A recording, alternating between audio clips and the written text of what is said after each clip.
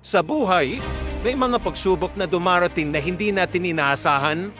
Ganito ang nangyari kay Bethany Hamilton, isang batang surfer na may malaking pangarap. Pausay si Bethany sa surfing, pero noong 13 years old siya, nakagat siya ng isang malaking pating habang nagsusurf. Nawalan siya ng kalibang braso. Para sa marami, ito magiging katapusan na ng kanilang mga pangarap. Pero hindi si Bethany. Hindi siya nagpadala sa takot at panghihina.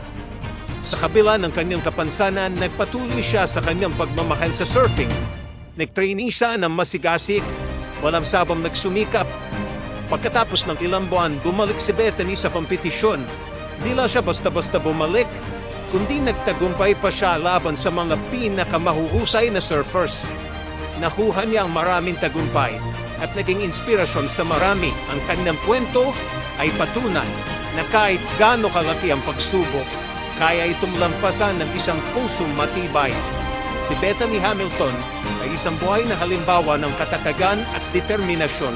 Kaya natin, basta't hindi tayo susuko.